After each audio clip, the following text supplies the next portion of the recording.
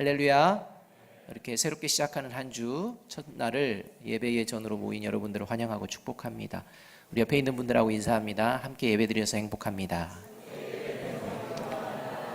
이제 좌우 앞뒤 분들하고 인사합니다. 사랑합니다. 축복합니다.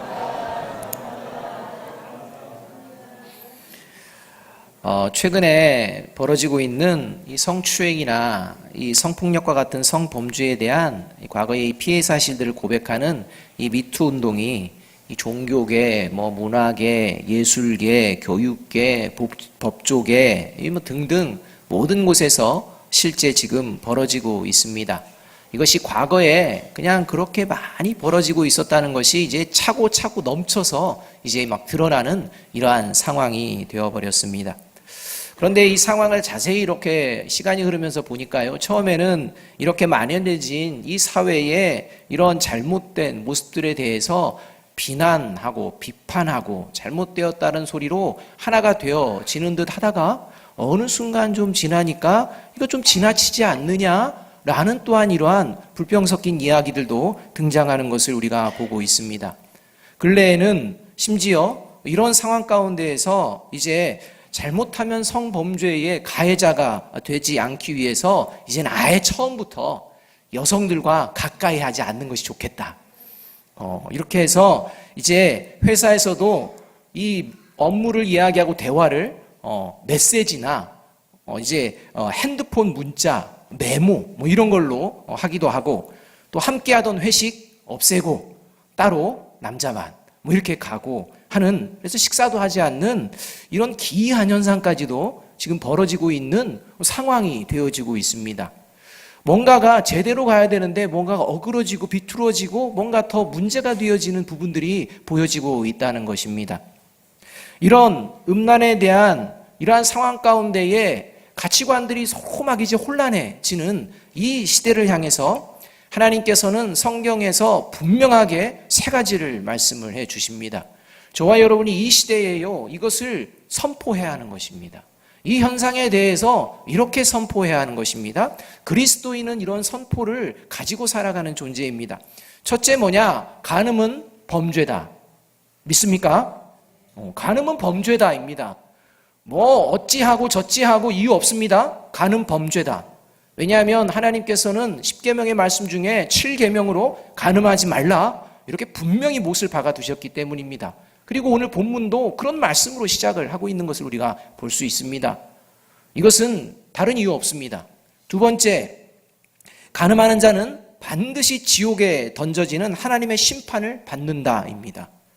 간음하는 자는 하나님의 심판에서 예외 없다, 이것을 분명하게 선포해야 하는 것입니다. 히브리서 13장 4절은 이렇게 말씀합니다. 모든 사람은 결혼을 귀히 여기고 침소를 더럽히지 않게 하라. 음행하는 자들과 간음하는 자들을 하나님이 심판하시리라. 분명하게 선언하고 계신다는 것입니다. 세 번째로, 마음으로 간음하는 자도 동일하게 하나님의 심판을 받는다입니다. 첫 번째, 두 번째는요, 어느 정도 그래 라고 하는데요, 이 세 번째가 이제 우리에게 걸림이 되어진다는 것입니다. 그냥 보여지는 그러한 모습이 아니라 마음속에서 간음하는 자도 실제 간음한 자와 똑같은 결과를 얻게 될 것이다 라고 성경이 선포하고, 특별히 오늘 예수님께서 친히 분명하고 명확하게 선언하고 계신다는 것입니다. 그게 오늘 27절과 28절의 말씀입니다. 말씀을 함께 한번 읽어보겠습니다. 시작. 또 간음하지 말라 하였다는 것을 너희가 들었으나 나는 너희에게 이르노니 음욕을 품고 여자를 보는 자마다 마음에 이미 간음하였느니라. 이렇게 말씀합니다.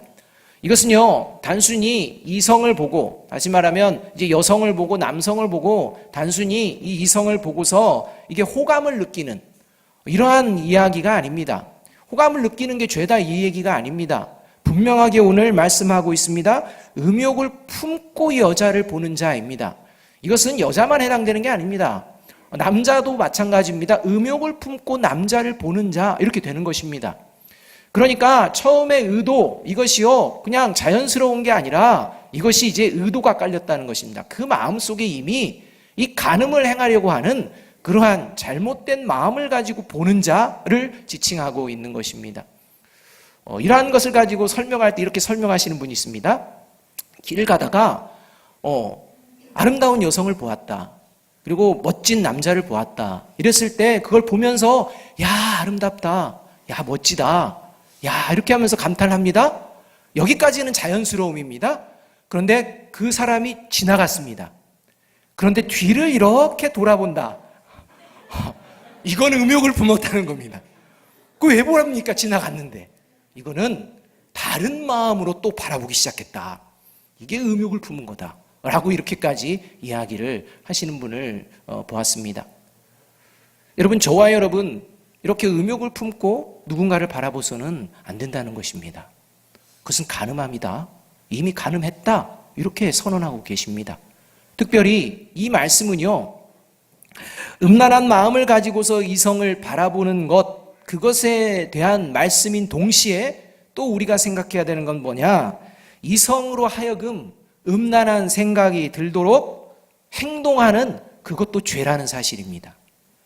이제 봄이 되고 여름이 되어지면요, 우리가 옷차림들이 가벼워집니다. 그런데 이런 상황 가운데에 이제 이 음란한 생각이 들도록 옷을 입고 자신을 꾸미고 노출시키는 것, 그러한 사람들도 간음죄에 해당이 될 수 있다라고 선언하는 그런 말씀이라는 것입니다. 사탄은 사람들에게 죄를 짓게 합니다. 그런데요, 사탄의 더 교묘한 방법은 뭐냐면 사람들이 죄를 짓도록 유혹한다는 것입니다. 이것이 더 큰 죄입니다. 유혹하려고 하는 그 마음으로 나아가는 것, 이것이 오히려 죄를 지은 것보다 더 악한 마음일 수 있다는 사실을 우리가 잊어서는 안 됩니다. 지금 예수님의 이 뉘앙스는요, 음란을, 간음을 행한 자의 죄보다 마음에 간음을 한 자도 더 큰 죄다라고 이야기하는 이런 뉘앙스라는 것입니다. 여름철 다가오면 그런 사람들 있죠. 평소에 운동 하나도 안 하다가 꼭 여름철만 되면 그때쯤 해가지고 운동 열심히 하시는 남성분과 여성분, 혹시 이 자리에 계십니까? 좀 의도가 불순합니다. 불순합니다. 평상시에 운동하십시오. 평상시에 하십시오. 그렇지 않으면 그거는 의도가 불순합니다. 그리고 이렇게 옷을 내가 원하는 대로, 내가 편한 대로 입지 하면서 요상하게 입었는지 벗었는지, 도대체가 입었던 걸 벗은 모습인지 아니면 그냥 원래 입고 있는 것인지 분간이 안 되도록 입는 분들, 그대들의 마음을 잘 살펴보십시오. 다른 사람을 죄를 짓게 하는 것은 아닌지 돌아보라는 것입니다. 여러분, 이게 오늘 하나님께서 주시는 말씀입니다. 그래서 이 나라가요, 아이들의 그 교복 보십시오. 원단이 없어서 그렇습니까? 저는 원가 절감 때문에 그러나? 이렇게 그냥 생각해 버립니다. 그런데 그건 아닙니다. 왜 그렇게 되었는지 우리가 깊이 생각해 보자는 것입니다. 따라서 이러한 모든 현상이 어디서부터 시작됐느냐? 마음에서부터 시작되어졌다는 것을 하나님께서는 선언하시는 것입니다. 간음이 보여지는 현상이 아니라 그 본질을 볼 줄 알아야 된다라고 하며, 마음의 간음으로부터 시작된 모든 것, 이건 하나님의 심판을 피할 수 없다, 이렇게 오늘 선언하고 계십니다. 여러분, 만일 여러분이 타고 있는 열차가요, 이번 서게 되는 정거장에서 이제 멈춰선 후에 그 다음에는 벼랑 끝 절벽으로 향해서 달려가게 될 것입니다 하고 안내 방송이 나왔다고 여러분 상상한다면, 이제 덜커덩 덜커덩 하면서 그 정류장에 섰습니다. 여러분들은 어떻게 하시렵니까? 제대로 된 이성을 가진 사람이라면요, 내립니다. 근데 내리지 않는 사람들이 많다는 것입니다. 아유, 설마 벼랑 끝으로 가겠어? 이렇게 말입니다. 여러분, 영원한 하나님의 형벌을 받는 간음이라는 열차에 타지 마시기 바랍니다. 혹시 타신 분 계십니까? 타신 분 계시죠? 내립시다. 내립시다. 이 사순절에 내립시다. 내려서 그 열차는 그냥 보내버립시다. 그리고 저와 여러분은 하나님이 주시는 하나님의 나라를 향한 그 열차에 다시 타시는 저와 여러분이 되기를 주님의 이름으로 축복합니다. 이 길을 말씀해 주고 있습니다. 사실 이러한 이야기를 듣다 보면 우리에게 많은 생각들이 들어갑니다. 왜냐하면 이 성적인 음란함이 이 시대를 보면 넘쳐가고 있기 때문입니다.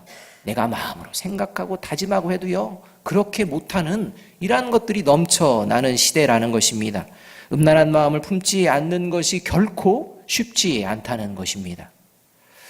자극적이고 선정적인 문구와 음란한 장면들, 이것이요, 여과 없이 TV와 여러 가지 인터넷, 또 여러 가지 영상들을 통해서 누구나 어렵지 않게 접근할 수 있도록 이제 오픈이 되어 버렸습니다. 그래서 그냥 쉽게 접근을 합니다. 한번 그 죄를 짓기가 어렵지, 한번 접근하고 나면 계속해서 이제는 죄인지도 모르고 그냥 자연스럽게 대하는 이런 모습 가운데 우리가 나아갑니다. 모든 드라마는 그렇지 않지만요, 드라마에서 늘 등장하는 게 뭡니까? 그 불륜 아닙니까? 그리고 그것마저도 아름답게 미화하려는 이러한 악한 것들이 지금 우리 가운데 보여집니다.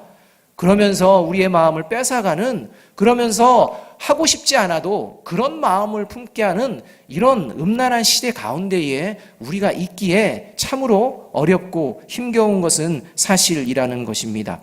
그러나 그리스도인들은 영원한 하나님의 나라에 소속되었고 하나님의 자녀라는 사실을 잊지 않고 이 땅을 살아가는 동안 이 음란과 이 간음과의 싸움을 늘 싸워내는 존재인 줄로 믿습니다.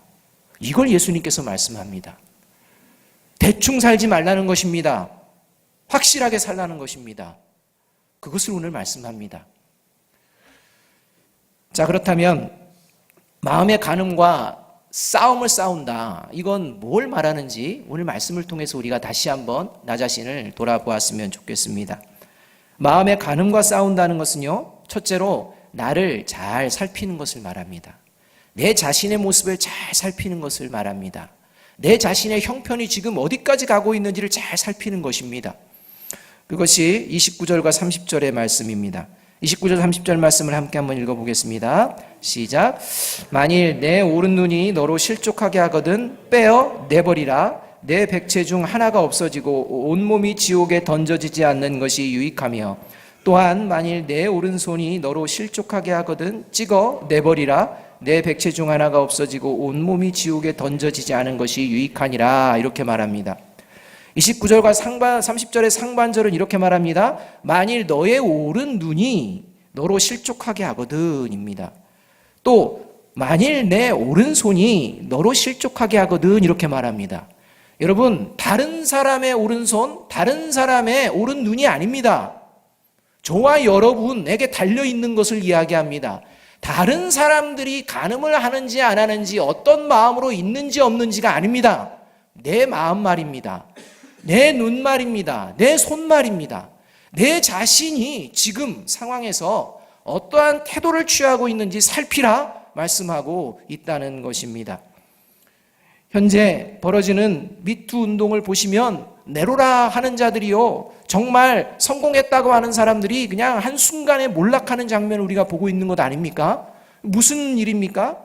사회에서는 인정받고 실력자요, 전문가라고 하는 그러한 사람들이요, 왜 이 지경이 된 것입니까? 자신을 돌아보지 않은 것입니다. 자신이 지금 마음으로부터 시작해서 지금 눈과 손이 어떻게 진행하고 있는지를 살피지를 않는 것입니다. 이것이 그로 하여금 이렇게 멸망의, 이렇게 어려움의 자리 가운데 빠지게 하는 이런 일이 벌어졌다는 것입니다. 그래서 하나님께서는요, 우리에게 분명하게 말씀합니다. 잠언 4장 23절 말씀입니다. 함께 한번 읽어볼까요? 시작. 모든 지킬 만한 것 중에 더욱 내 마음을 지키라. 생명의 근원이 이에서 남이니라 입니다. 지켜야 될 게 많은데요, 모든 지킬 만한 것 중에 무엇을 지키라? 마음을 지키라. 저와 여러분의 마음 가운데의 음란, 이거는요, 뿌리를 뽑아야 된다는 것입니다. 저와 여러분이 그러한 마음으로 저와 여러분의 자신을 돌아보아야 합니다. 다른 사람 아닙니다. 저와 여러분이 지금 어떤 모습인지 다시 한번 돌아보시고, 과거에 어떤 모습이었는지 다시 한번 돌아보시고, 앞으로 내가 어떻게 살아야 될지, 어떠한 모습으로 나아가야 될지 다시 한번 하나님 앞에 살피기를 결단하는 복된 시간이 되어지기를 간절히 바랍니다. 두 번째로 마음의 간음과 싸운다는 것은요, 그래서 철저하게 회개하는 것입니다. 과거의 것을 다 회개하고 없애버리는 것입니다. 현재의 것을 다 회개하고 제거해버리는 것입니다. 미래에 내가 있어질 모든 상황들에 대해서 내가 어떻게 살 것인지 제거하고자 하는 그 마음으로 다시 나아가는 이 모습이 필요하다는 것입니다. 이를 위하여 철저한 회개가 필요합니다. 대충이 아닙니다. 철저합니다. 얼마나 철저합니까? 오늘 29절과 30절은 분명하게 말합니다. 내 오른눈이 내 오른손이 실족하게 했느냐? 그렇다면 내 오른눈을 빼어 내버려라. 내 오른손을 찍어 내버려라. 이렇게 합니다. 완전히 없애버리라는 것입니다. 여러분, 이 말씀을 문자 그대로 적용해서 한번 해본다면 어떤 것입니까? 음란한 생각이 탁 들었습니다. 그럼 어떻게 해야 됩니까? 안과에 가서 눈 하나 뽑아주세요. 그랬습니다. 그리고 내가 이러면 안 되지. 다음에 또 보고서 또 저질렀습니다. 그러면 이제 눈은 안과 가가지고 또 하나 뽑습니다. 그런데 그러고 나서 이제 마음에 그러면 간음이 안 생길까요? 생겨납니다. 그래서 또 손이 막 잘못했습니다. 손도 찍어버렸습니다. 그리고 또 다른 손이 잘못했습니다. 손도 찍어버렸습니다. 그래서 눈도 빠지고 손도 찍었습니다. 여러분, 그 형상을 한번 상상해 보십시오. 그러면 다음부터는 간음하지 않을까요? 마음으로 합니다. 여러분, 하나님께서는요, 이 말씀을 통해서 저와 여러분이 얼마나 연약한 존재인지를 알려주시는 것입니다. 그럼에도 불구하고 하나님은 기회를 주신다는 것입니다. 계속 뽑아버리고 계속 모든 것을 제거하는 힘을 다해야 된다라고 말씀합니다. 그래서 그런 마음으로 제가 한번 보니까, 그렇다면 차라리 하나님, 이렇게 범죄했을 때 눈, 손 말고요, 머리카락 하나 뽑아가지고 내버려라. 그러면 조금 더 마음의 여유가 생길 것 같습니다. 나는 악한 마음도 생기더라고요. 네 번으로는 그런데요, 이런 마음 말입니다. 여러분, 저와 여러분이요, 얼마나 하나님 앞에서 내 생각과 내 뜻만을 하려고 하는지 우리는 알 수가 있다는 것입니다. 이 말씀을 대할 때도 마찬가지입니다. 이 말씀은 우리가 언제든지 세상과 타협하려는 이런 타락한 존재라는 것을 보여주시는 동시에, 그리스도인들과 예외가 안 되는 동시에, 간음의 문제도 그리스도인에게 문제가 된다는 것을 말씀하시는 동시에, 그럼에도 불구하고 하나님께서 원하시는 회개의 길을 걸어내라, 이렇게 말씀하고 계시는 것입니다. 여러분, 지난 삶을 통해 마음의 간음을 한 번도 안 하셨죠? 훌륭하십니다. 만약에 그렇다면 그런 마음으로 지금도 앞으로도 사시기를 주님의 이름으로 축복합니다. 저는 그런 적이 있을까요, 없을까요? 뭘 또 있다고 하십니까? 무조건 얘기하면 다 있대. 근데 있을 겁니다. 있습니다. 아내가 듣고 있는데 지금 있다고 하니까 지금. 근데 정말 있습니다. 여러분, 저와 여러분에게 죄에 대해서 자유할 수 있는 사람이 아무도 없다는 것입니다. 그러하기에 더욱 하나님의 말씀을 붙들어야 살 줄로 믿습니다. 그 길을 말씀해주고 계시는 것입니다. 내 마음에 어느 순간 어떤 상황이라도 음란이 찾아오게 될 때, 바로 그때 저와 여러분의 눈을 뽑아내는 마음으로, 저와 여러분의 손을 잘라내는 마음으로, 그 마음이 잘 안 생기면, 생각만 생기면 차라리 눈을 붙잡고 뽑는 것처럼 한번 해보십시오. 손을 그냥 내놓고 도끼를 가지고 오든지 칼을 가지고 오든지 한번 상처를 내십시오. 차라리. 그러면서 내 마음에 있는 이 악한 마음을 하나님 앞에 회개하며 철저하게 다시 돌이키는 저와 여러분이 될 때, 그 삶을 통해 하나님의 축복이 임하게 되는 줄로 믿습니다. 이것을 오늘 말씀해주고 있습니다. 간음이 진정 얼마나 역겹고 혐오스럽고 악한 것인지를 실제 느껴야 한다는 것입니다. 그래서 철저하게 회개해야 합니다. 왜 이토록 회개해야 되느냐? 계시록 2장 22절은 이렇게 회개하지 않는 두아디아 교회를 향한 하나님의 책망이 있기 때문입니다.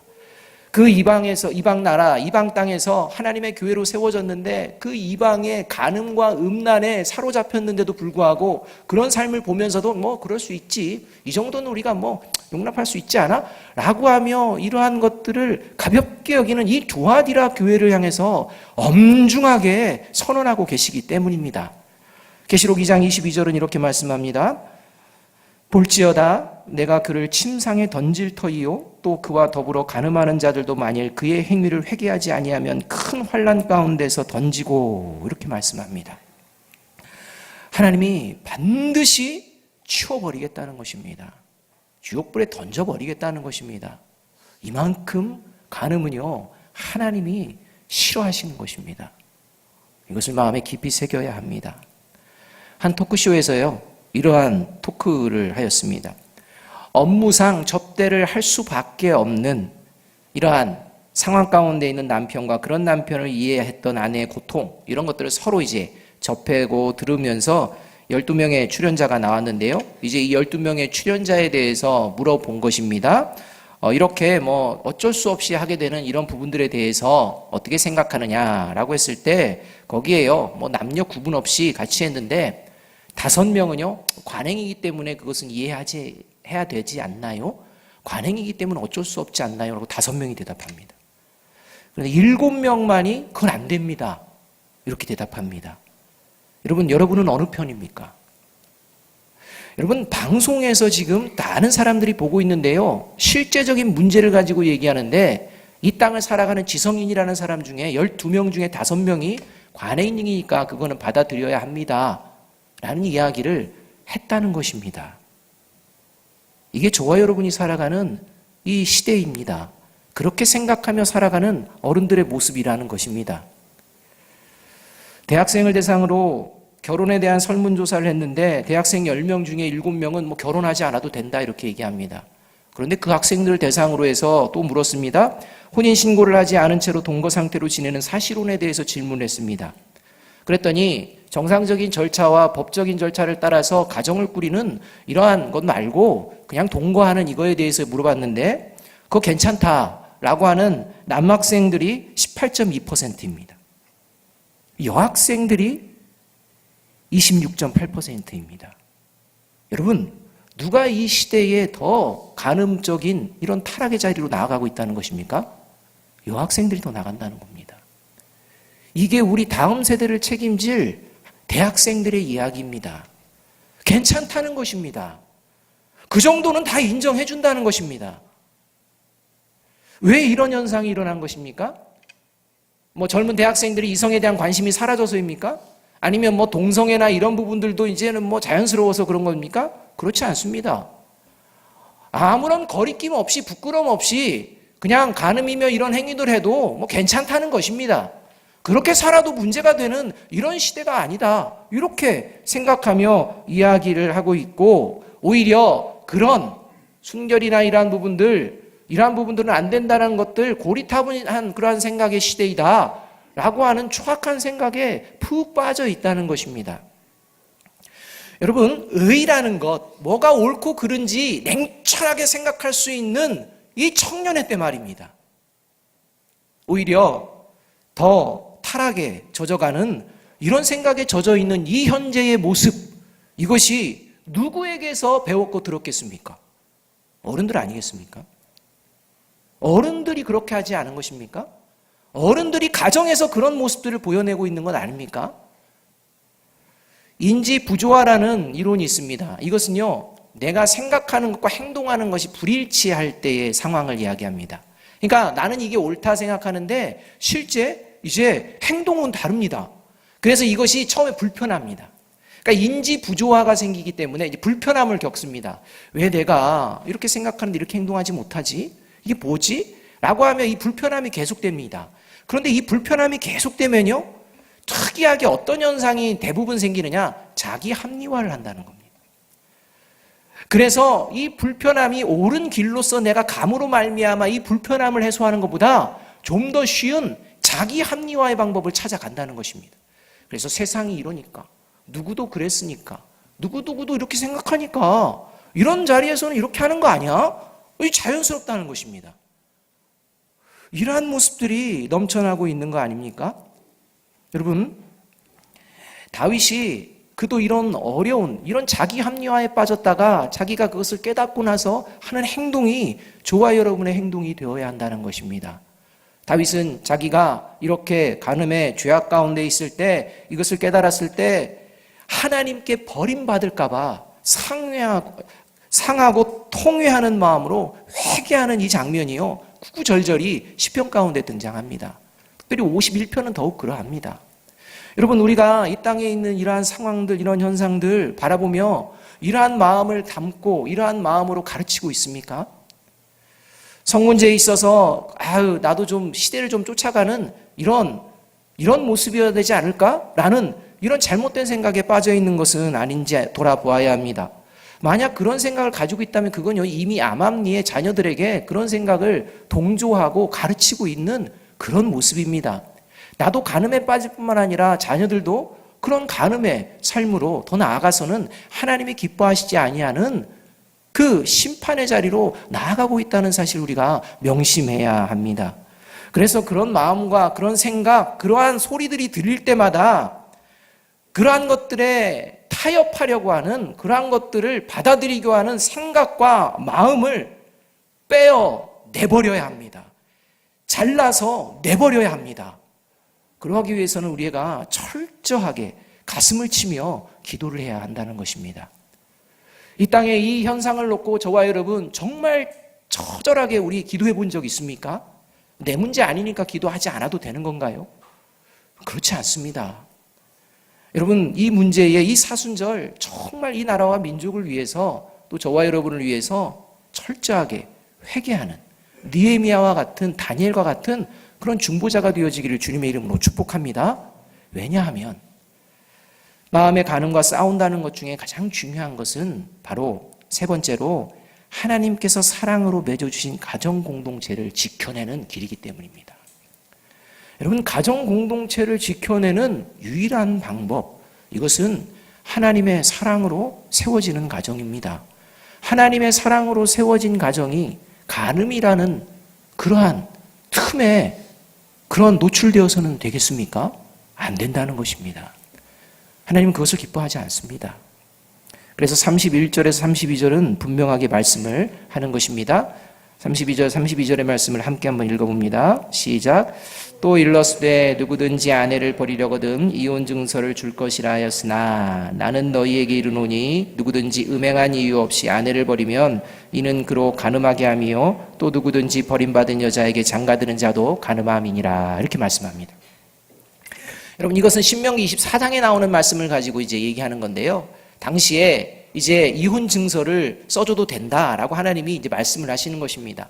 이 이혼 증서를 써줄 때 조건이 수치스러운 일들을 저지를 때 그거에 이제 기뻐하는 마음이 없고 내가 용서가 안 된다 하면 이혼 증서를 써서 내보내라, 이렇게 말합니다.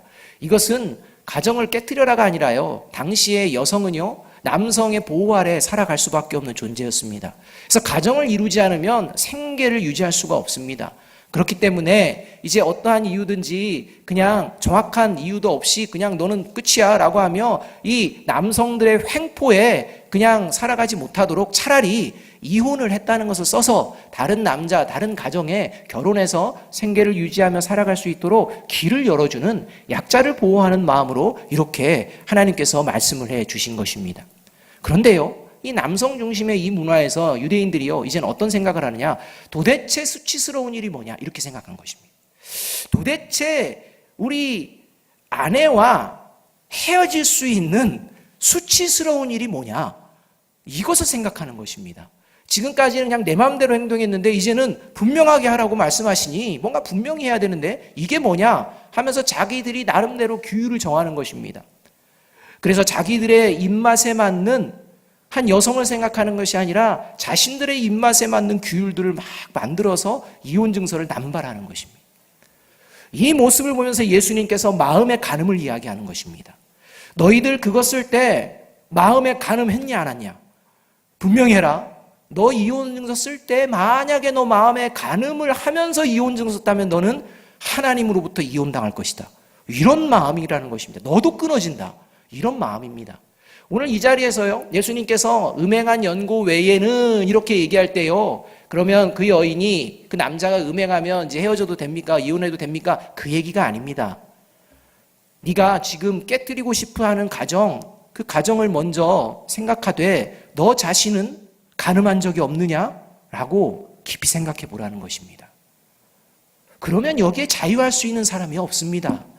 마치 간음으로 잡혀온 여인이 정말 죽을 수밖에 없는 자리에서 그 고개를 떨구고 있을 때 먼저 죄가 없는 자가 먼저 돌로 치라 했을 때 그 말에 찔림을 받고 모두 돌아가는 것처럼 이 말에 어느 누가 나는 이혼 증서를 써줘도 마땅해, 나는 깨끗해 할 수 있는 유대 남자가 누가 있겠습니까? 없다는 것입니다. 가정은 그렇게 소중하다는 것입니다. 그런데 하나님의 이 말씀을 아주 자기들 마음대로 생각하며 이제는 그 규정을 정했습니다. 그리고 이제는 실제 쿰난 지역 무라바앗 동굴에서 이혼장과 관련된 실제 역사적 자료가 나왔습니다. 근데 이렇게 나와 있습니다. 6년 8월 1일 마사다에서 이렇게 이제 하면서 이혼장이 나오는데요. 이렇게 나옵니다. 마사다에 거주하는 000 출신의 낙산의 아들 나 요셉은 내 마음대로 오늘 하나 블라타 출신 요나단의 딸이요 마사다에 거주하며 종전에 내 아내였던 미리암 당신을 소박하고 이혼한다. 이러면서 밑에 뭐 이혼하는데 어떤 조건, 어떤 과정 뭐 이렇게 쫙 써 있습니다. 근데 여기 이혼 사유가 뭐라고 돼 있냐? 나 요셉은 내 마음대로입니다. 여러분, 내 마음대로, 어떻게 내 마음대로 이혼을 합니까? 여러분 보십시오. 이 유대 학파 중에 힐렐 학파라는 학파가 있습니다. 근데 이 힐렐 학파가 이 이혼 증서와 관련돼서 이 수치스러운 일들을 이제 나열해 놨는데요. 이것을 유대 남성들이 많이 따랐다고 합니다. 근데 그 중에 두 가지만 한번 얘기해 줄 테니까 한번 들어보십시오. 힐렐 학파는 어떤 때 이혼할 수 있느냐? 아내가 남편의 음식을 태우기만 했어도 소박할 수 있다. 남편들이요. 힐렐 학파의 의견에 따르면 이혼 가능하다. 여기 음식 태우신 여성분들, 음식 태웠는데도 불구하고 지금 잘 살고 계시다면 하나님의 은혜인 줄로 믿으시고 유대 땅에 안 태어난 것을 감사하시고 더 나아가서 어떤 조항이 있느냐? 아키바 율사라는 율법사가 이렇게 얘기합니다. 자기 부인보다 아름다운 부인을 발견하기만 해도 소박할 수 있다. 여러분, 세상에 이게 말이 됩니까? 근데 그렇게 쓰고 그렇게 합니다. 그러니까 내 마음대로라는 얘기가 나오는 것입니다. 내 마음대로 이혼하고 그래 필요한 거 있어 내가 줄게. 이렇게 하면 이혼을 하는 것입니다. 그러니까 이런 어리석은 모습들을 마치 당연한 것처럼 하는 이 유대인의 이 당시의 시대를 보며 예수님께서 도대체가 십계명의 본질이 뭔지를 가르쳐주고 있다는 것입니다. 요한복음 16장 8절 13절은요. 8절과 13절은 이렇게 분명하게 말씀합니다. 성령이 임하면 성령이 저와 여러분 가운데에 내주하시면 그가 와서 죄에 대하여 의에 대하여 심판에 대하여 세상을 책망하시리라 이렇게 말씀합니다. 그러나 진리의 성령이 오시면 그가 너희를 모든 진리 가운데도 인도하시리니 그가 스스로 말하지 않고 오직 들은 것을 말하며 장래일을 너희에게 알리시리라 말씀합니다. 이 음란한 시대 가운데 하나님은요 분명하게 말씀하시는 것입니다. 죄가 뭔지, 하나님의 심판이 무엇인지, 의로움이 무엇인지 말씀하시고 그리고 진리가 무엇인지를 말씀해주고 계시고 그것을 듣는 존재가 그리스도인이라는 것입니다. 서두에도 말씀드린 히브리서 13장 4절의 말씀 기억하십니까? 모든 사람은 예외 없습니다.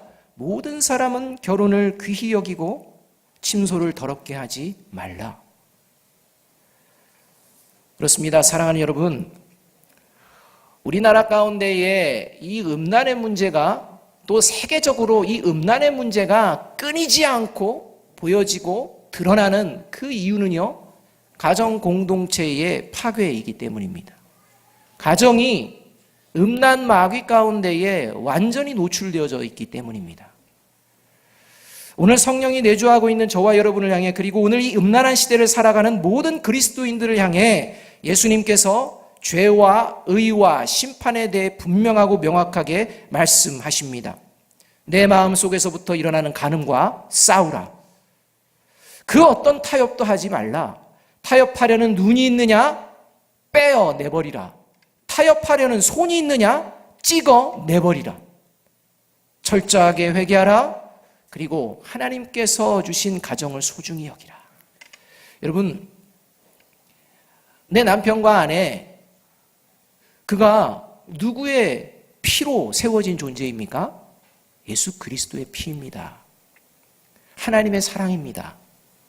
그 하나님의 사랑으로 세워진 남편과 아내, 이 마음에서 떠나는 것, 이것은 육신의 일대로 행하는 것입니다. 그래서 로마서 8장 13절은 분명하게 말씀합니다. 너희가 육신대로 살면 반드시 죽을 것이로되 영으로서 몸의 행실을 죽이면 살리니. 세상 사람들은요, 하나님의 말씀, 십자가, 이런 얘기, 아이고 미련하다, 그것도 지금 통한다고 생각하느냐, 이렇게 조롱하며 그렇게 우리에게 이야기할 수 있습니다. 하나님의 말씀을 우습게 여길 수 있습니다. 세상 사람들은 느끼는 대로 살지 뭐 그리 복잡하고 그냥 고리타분하고 불편하게 그냥 살아가느냐, 그냥 오늘 만족하며 그냥 살아가는 것, 그거 괜찮지 않겠느냐라고 우리를 끊임없이 유혹할 것입니다. 이러한 사탄의 유혹이 넘쳐가는 시대 가운데에 육신대로 살지 않고 보여지는 세상의 풍조를 따라 살아가지 않고 성령으로 살아내는 저와 여러분이 되기를 간절히 바랍니다. 그러하기 위해서 중요한 결단을 항상 해야 합니다. 그게 뭐냐? 시편 119편 101절의 말씀 함께 한번 읽어보겠습니다. 시편 119편 101절입니다. 같이 읽습니다. 시작. 내가 주의 말씀을 지키려고 발을 금하여 모든 악한 길로 가지 아니하였사오며. 오늘 주시는 말씀을 가슴에, 눈에, 손에, 발에 깊이 새기며 음란한 시대에 주님의 말씀, 주님의 십자가를 붙들고 거룩의 길을 걸어내는 저와 여러분이 되시기를 주님의 이름으로 축복합니다. 기도하겠습니다. 사랑과 은혜가 풍성하신 아버지 하나님, 이 혼란한 시대, 음란한 시대 가운데에 우리를 하나님의 자녀로 불러주심은 우리를 이 어둡고 이 부패한 땅 가운데에 빛이 필요하고 소금이 필요하기 때문에 우리를 불러주신 줄로 믿습니다. 주님의 십자가 사랑의 그 능력이 우리를 빛나게 하여 주시고 주님의 그 십자가의 사랑의 능력을 붙들고 나아갈 때마다 이 혼탁하여지고 부패한 세상 가운데에 소금처럼 주님의 하나님의 맛을 내는 주의 백성들 되게 하여 주시옵소서. 그리하여 옳은 길 진리의 길이 무엇인지 세상 가운데에, 특별히 가정 공동체 가운데에, 교회 공동체 가운데에 먼저 보여내는 우리 모두가 되게 하여 주옵소서. 예수님의 이름으로 감사하며 기도하옵나이다. 아멘.